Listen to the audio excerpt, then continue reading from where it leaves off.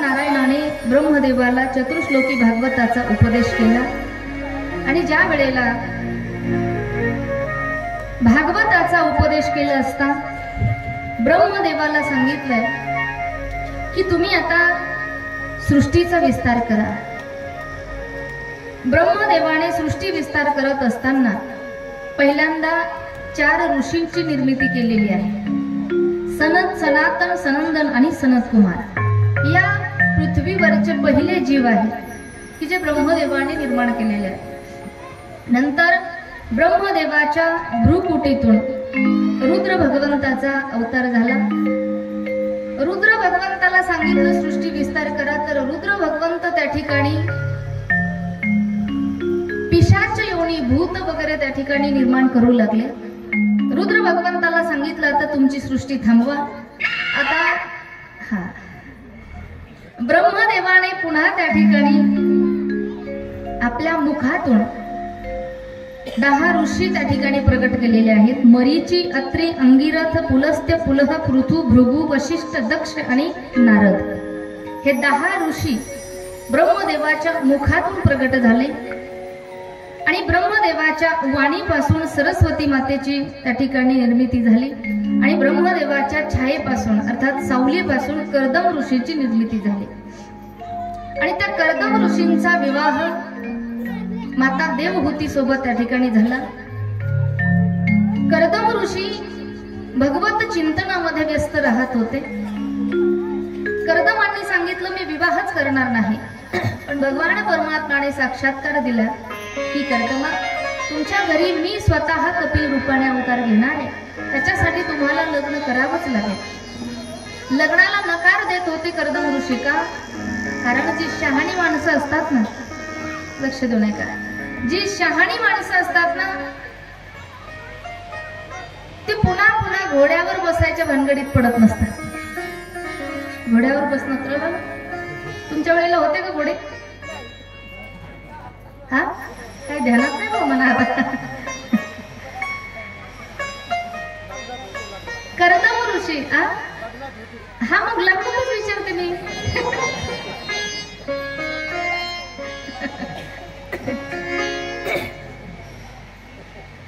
कर्दम ऋषींनी सांगितलं मी लग्न करणार नाही म्हणे। आणि ज्या वेळेला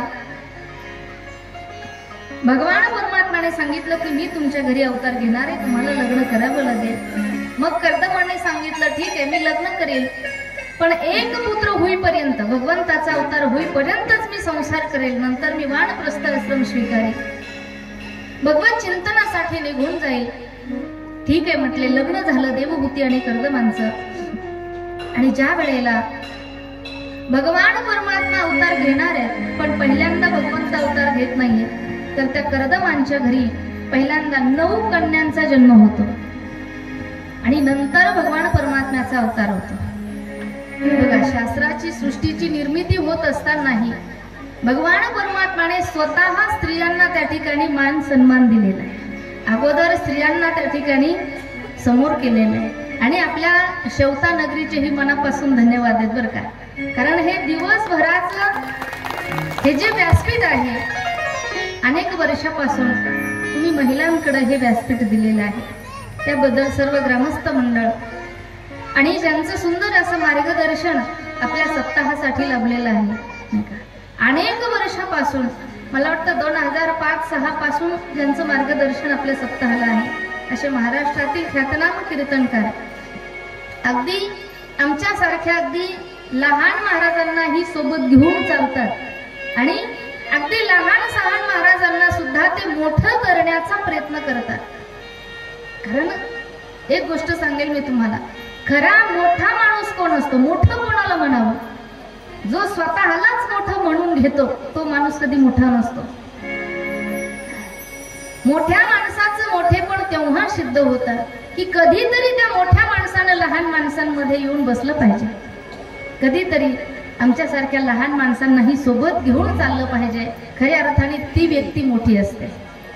आणि आज बाबांकडे पाहिल्यानंतर, वाघ बाबांकडे पाहिल्यानंतर असं वाटतं की खरे मोठे माणसं कोण असतात, तर अशीच माणसं मोठी असतात। एकदा जोरदार टाळी बाबांच्यासाठी घालतात. आता भेटेल तेवढा वेळ बाबा कथाही श्रवणाला थांबतायत, आपल्या गावालाही वेळ देतात. वास्तविक पाहिलं तर बाबांचं नाव फार मोठं आहे. पूर्ण महाराष्ट्रभर बाबांचं नाव त्या ठिकाणी आहे. कीर्तन क्षेत्रामध्ये 6 महिने 12 महिने अगोदर बाबांची सेवा घेण्यासाठी फोन करावे लागतात. 10 मिनिटाचा जरी वेळ भेटला बाबांसोबत लोकांना तरी लोक भाग्य समजतात. पण आपल्या गावचं भाग्य आहे की पूर्ण 7 दिवस जेवढा वेळ देता येईल तेवढा वेळ बाबा तुमच्या गावासाठी देताय. हे खऱ्या अर्थाने तुमच्या गावाचं त्यांच्यावर असलेलं प्रेम आहे. नाहीतर कोण कोणासाठी एवढा वेळ देत नाही आजकाल, किंवा त्यांचंही तुमच्या गावावर असणारं प्रेम आहे. प्रेम प्रीतीचे बांधले न सुटेगा काही केले, हे प्रेमाचं बंधन असतं. म्हणून आजही पहिलेही 2 दिवस बाबा कथेला थांबले आणि आजही बाबा स्वतः समोर बसून कथा ऐकतात. माझ्या समोर बसून बाबांनी कथा ऐकावी एवढी मोठी कथाकार मी नक्कीच नाहीये, बरं का, नक्कीच नाहीये. आणि बाबा स्वतः समोर बसून कथा ऐकतात ना, हे बाबांच्या मनाचा मोठेपणा आहे. एक आपल्या लेकराचं, कारण मला त्यांनी अगदी मनापासून मुलगीच मानलेलं आहे. अगदी त्यांच्या घरीही गेल्यानंतर त्यांचं जे कुटुंब आहे तेही अगदी प्रत्येक वारकऱ्याला अगदी माहेरात गेल्याची अनुभूती बाबांच्या घरी गेल्यानंतर होते. आज बाबाही या ठिकाणी उपस्थित आहेत तर सुंदर तुम्हाला त्यांचं मार्गदर्शन लावलेलं आहे. सर्व ग्रामस्थ मंडळ, पाहुणे मंडळी आज आपल्या गावचेच आहेत, ते पण संभाजीनगरला राहतात. महाराष्ट्र पोलीस मध्ये खूप सुंदर अशी सेवा त्यांची आहे. असे आमचे कैलास भाऊ उकिरडे, तेही आज, बरोबर ना नाव, हा, कैलास भाऊ उकिरडे सपत्नीक आज या ठिकाणी कथेसाठी उपस्थित आहेत. आमच्या ताई साहेब आहेत, कैलास दादा आहेत. आधी करून तुम्ही सर्व ग्रामस्थ मंडळ, आता आमचे सुलाने काका असतील, आता सर्वच मंडळ वर का सर्वांना मनापासून या ठिकाणी धन्यवाद आहेत. सप्ताह कमिटी असेल, तरुण मंडळ असतील, विशेष म्हणजे तरुण मंडळांसाठी एकदा जोरदार टाळी वाजवा. बरोबर, कारण आपल्या ही धर्माची जी भगवी पताका आहे तिचा सांभाळ करण्यासाठी वयस्करांचं तर मार्गदर्शन पाहिजेच असतं, पण पुढाकार जिथे तरुणांचं असेल ना तर त्या कार्याला कुठेही त्या ठिकाणी काही कमी पडत नाही. अगदी बघितलंय आपण, अगदी 2-3 तास आपले मिरवणुकीचे काय आनंदामध्ये आणि सुंदर पवित्र वातावरणामध्ये भगवान परमात्म्याची ती मिरवणूक झालेली आहे. मनापासून धन्यवाद आहे. भगवान प्रभू रामचंद्र लक्ष्मणजी सीतामय्या आपल्या गावामध्ये विराजमान झालेले आहेत. भगवान प्रभू रामचंद्रांच्याकडे एकच विनंती, देवा या सर्व ग्रामस्थ मंडळांकडून, तरुण मंडळांकडून भरभरून तुझी सेवा करून घे आणि तुझी भरभरून कृपा या सर्व गावकऱ्यांच्या वरती राहू दे. एवढीच नम्र विनंती प्रभू रामचंद्रांच्या चरणी आजच्या या प्रसंगी असेल. सर्वांना मनापासून धन्यवाद आहे. अगोदर 9 कन्या कपिल भगवान देवहूतीच्या गर्भामध्ये जन्माला घालतात आणि 10व्या रूपाने स्वतः भगवान कपिल रूपाने प्रगट होत आहेत. बोलिये कपिल भगवान की. कपिल भगवंताचा अवतार झाला. देवहूतीचा आणि कपिल भगवंताचाही खूप मोठा संवाद या ठिकाणी वर्णन आलेला आहे. अनेक प्रकारचं ज्ञान कपिल भगवान देवहूती मातेला सांगतायत. हा जीव आईच्या गर्भामध्ये कसा निर्माण होतो, तो लहानाचा मोठा कसा होतो, जन्माला कसा येतो, फार मोठा तो विस्तार आहे. आता आपल्याकडे आज वेळ कमी आहे बरं का. आजच्या दिवस आता आपली कथा जी आहे ना, लक्ष देऊ नाही का, आपली कथा रूपी जी ट्रेन आहे आज आता फक्त जिल्हेच घे ना. आता एखाद्या वेळेला तालुक्याला सुद्धा थांबणार नाही. जिल्हे घेऊन आपण कृष्ण जन्माच्या कथेपर्यंत आता जाणार आहोत. तेव्हा लक्षपूर्वक आहे. अनेक प्रकारचं ज्ञान देवहूती मातेला त्या ठिकाणी कपिल भगवान देतात आणि पुढे ब्रह्मदेवाच्या उजव्या भुजापासून स्वयंभू मनू आणि डाव्या भुजांपासून शत्रुपा राणीची निर्मिती होते आणि हे जोडपं त्या ठिकाणी निर्माण केलं आणि यांना सांगितलं आता तुम्ही जीवसृष्टी त्या ठिकाणी निर्माण करा. मग जीवसृष्टी निर्माण करायचं सांगितलं मनुराजाला शत्रुपा राणीला, पण शत्रुपा राणीने सांगितलं म्हणे ब्रह्मदेवा जीवसृष्टी आम्ही निर्माण करू, पण हे जीव ठेवायचे कुठे? कारण ही पृथ्वी जी आता आपल्याला इथे दिसते ना, ही पूर्वी इथे नव्हती. ही पृथ्वी हिरण्याक्षाने रसातळाला नेऊन ठेवली होती. मनुराजाने विचारलं म्हणे ब्रह्मदेवा जीवसृष्टी झाल्यानंतर ती ठेवायची कुठे? त्यावेळेला ब्रह्मदेवाला एक शिंक आली आणि त्या शिंकेमधून वराह भगवंताचा अवतार झाला. बोले वराह भगवान. वराह भगवंताचा अवतार झाला आणि वराह भगवान परमात्म्याने रसातळामध्ये जाऊन हिरण्याक्षाचा वध केला आणि ही पृथ्वी त्या ठिकाणी पुन्हा इथे आणून स्थिर केली. आणि आता स्वयंभू मनू आणि शत्रुपा राणीला सांगितलं तुम्ही जीवसृष्टी निर्माण करा. मग स्वयंभू मनू आणि शत्रुपा राणी जीवसृष्टी निर्माण करू लागले. आपण आपल्याला माणूस का म्हणतात माहितीये? आता कुत्र्याला कुत्रा म्हणतात, गाढवाला गाढव, बैलाला बैल, म्हशीला म्हैस, पण आपल्याला माणूस किंवा मानव का म्हणतात? याचं कारण आहे की आपण मनूचे वंशज आहोत. मनुराजाचे वंशज. जीवसृष्टी जेवढे निर्माण झाले ती मनुराजाने निर्माण केलेली. मग आपण मनुराजाचे वंशज असल्यामुळे आपल्याला माणूस किंवा मानव असं त्या ठिकाणी म्हटल्या जात आहे. सुंदर असं वर्णन आहे. तुळशीदास ही वर्णन करतात. स्वयंभू मनु और शतरूपा जिनसे भये सृष्टि रूपा. स्वयंभू मनु और शतरूपा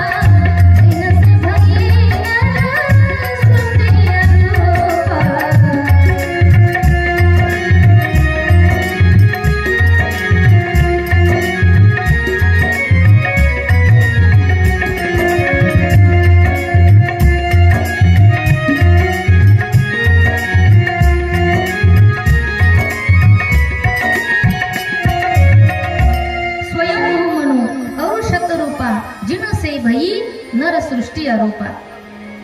जीवसृष्टी निर्माण झाली. पहिल्यांदा मनुराजाला त्या ठिकाणी 2 मुलं झाले. एकाचं नाव आहे प्रियव्रत आणि एकाचं नाव आहे उत्तानपाद. प्रियव्रत म्हणजे प्रिय म्हणजे चांगला आणि व्रत म्हणजे नियम. ज्याच्या जीवनामध्ये चांगले नियम आहेत तो प्रियव्रत आहे आणि ज्याच्या जीवनामध्ये सगळे उलटेच काम आहे तो उत्तानपाद आहे. हे 2 मुलं त्या ठिकाणी पहिल्यांदा जन्माला आलेले आणि या 2च प्रवृत्तीचे माणसं समाजामध्ये आजही आहेत.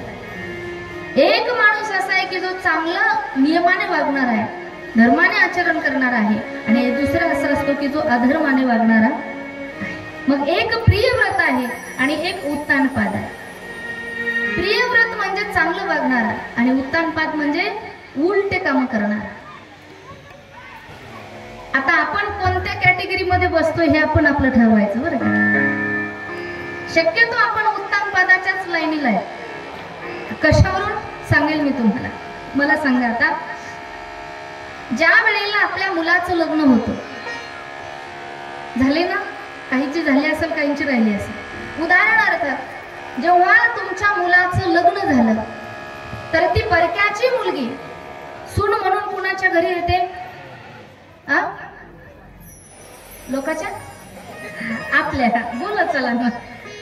ती लोकाची मुलगी असते पण सून कुणाची होते? आपली होते. लक्ष देऊ ना, आता पुढे बोलत चला. बरं, ती सून आपली असते. कालांतराने तिला जेव्हा बाळ होणार असतं ते बाळ झाल्यानंतर नातू कोणाला होणार? आपल्याला. बरोबर. पुढे बोलत चला. आता म्हातारपणाला तो काठी कुणाची पकडणार? आपलीच. वंशाचं नाव पुढे कोणाच्या चालवणार? आपल्याच. बर, मग मला सांगा, ज्या वेळेला ती सून आपली डिलिव्हरीसाठी दवाखान्यात ऍडमिट होते तेव्हा डॉक्टरचं बिल कोण भरतं? हा, खरं बोलायचं असतं बरं काही. मग सून आपली आहे, नातू आपल्याला होणार, वंशाचं नाव आपल्या वाढवणार, म्हातारपणाला काठी आपलीच धरणार, मग दवाखान्याचं बिल तिचं बाप भरणार. मग हे उत्तानपादाचे लक्षण आहे. कळलं का तुम्हाला? यालाच म्हणायचं उत्तानपाद. उलटे काम सगळे. प्रियव्रत आणि उत्तानपाद हे 2 मुलं झाले आणि 3 कन्या झाल्या. लक्ष देऊ नये का? एक आहे आकृती, प्रसूती आणि देवहूती. आकृतीचा विवाह झाला यज्ञ भगवंतासोबत, प्रसूतीचा विवाह झाला दक्षासोबत आणि देवहूतीचा विवाह झाला कर्दम ऋषीसोबत. आपण आता पाहिलं. पुढे ही सुंदर त्या ठिकाणी त्या दक्षाला प्रसूती नावाच्या त्या कन्येपासून 16 कन्या झाल्या, 16 मुली झाल्या दक्षराजाच्या घरी. त्यातल्या 13 मुली त्यांनी धर्मराजाला दिल्या. धर्माच्या घरी त्या ठिकाणी मूर्ती नावाच्या कन्येपासून भगवान नरनारायणाचा अवतार झाला. बोलिये नरनारायण भगवान. आणि 16 पैकी 13 धर्माला दिल्या. आता राहिल्या 3. एक आहे स्वदा, एक आहे स्वहा आणि एक आहे सती. तर ती स्वदा जी कन्या होती ती पितरांना दिली, स्वहा जी कन्या आहे ती अग्नीला दिली आणि सती जी आहे ती सती भगवान शंकराला दिली. भगवान शंकरासोबत सती मातेचा विवाह झाला. सुंदर असं सतीचं ही चरित्र आपण थोडक्यात या ठिकाणी पाहणार आहोत. सतीचा विवाह झाला भगवान शंकरासोबत आणि एक दिवसाचा प्रसंग की ज्या वेळेला सती माता आणि भगवान शंकर कैलास पर्वतावरती निवांत बसलेले असताना आकाश मार्गाने काही विमान चालत होते. विमान जात असताना सतीने विचारलं म्हणे, स्वामी हे जे विमान जात आहेत ही कुणाकडे चालले? त्यावेळेला भगवान शंकराने सांगितलं म्हणे, सती तुझ्या बापाच्या घरी त्या ठिकाणी यज्ञाचा कार्यक्रम आहे. मग सगळे देवता यज्ञासाठी तुझ्या बापाच्या घरी जात आहेत. सतीने सांगितलं, मग स्वामी माझ्या बापाच्या घरी यज्ञ आहे, सगळे देवता जर यज्ञासाठी जात असतील तर मग आपल्याला आमंत्रण नाही आहे का? भगवान शंकर सांगतात, नाही म्हणे सती, आपल्याला आमंत्रण नाही आहे. का? थोडंसं कारण पाठीमागचं सांगतात की ज्या वेळेला दक्षाला प्रजापती पद प्राप्त झालं होतं आणि दक्षाचा स्वागत समारंभ ठेवला होता ब्रह्मलोकामध्ये, आणि मग दक्षाचं स्वागत करण्यासाठी अनेक देवदेवता त्या ठिकाणी एकत्र आलेले होते. जेव्हा स्वागत मूर्ती दक्ष जेव्हा सभा मंडपामध्ये आला तेव्हा सगळे देवता उठून त्याला मानवंदना देऊ लागले, नमनवंदन करू लागले. पण ज्या वेळेला त्याही सभेमध्ये भगवान शंकरही बसलेले होते, पण भगवान शंकराने लक्ष दिलं नाही की दक्षाला आहे. भगवान शंकराचं एकच होतं, जिथे बसले तिथे भगवान प्रभू रामचंद्रजीचं भजन करत होते. तसं श्रीराम जय राम जय जय राम, श्रीराम जय राम जय जय राम, श्रीराम जय राम जय जय राम, श्रीराम जय राम जय जय राम.